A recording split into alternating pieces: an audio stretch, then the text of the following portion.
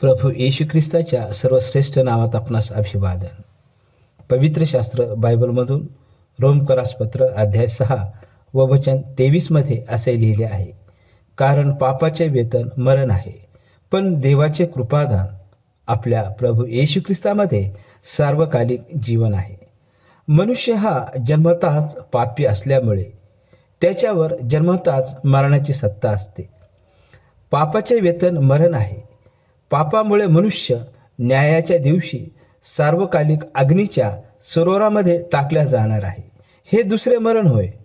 आणि कोणताही मानव पापामध्ये मरू नये व त्याला सार्वकालिक जीवन मिळावे म्हणून देवाने त्याचा एकुलता एक पुत्र प्रभू येशू ख्रिस्त ह्याला मनुष्य होऊन ह्या जगात पाठविले. तो देव असताना मानव होऊन ह्या जगात आला.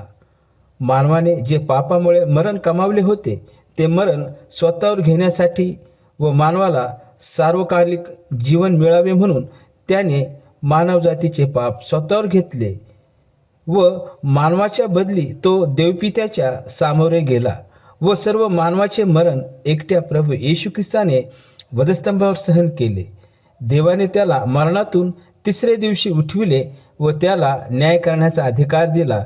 त्याला प्रभू करून ठेवले आहे, यासाठी की जी कोणतीही व्यक्ती स्वतःच्या पापाबद्दल पश्चाताप करील व प्रभू येशू ख्रिस्त माझ्या पापासाठी मरण पावला व देवाने त्याला तिसरे दिवशी मरणातून उठविले असा विश्वास ठेवून त्याला प्रभू म्हणून अंतःकरणात स्वीकारेल, तिला सार्वकालिक जीवन मिळावे.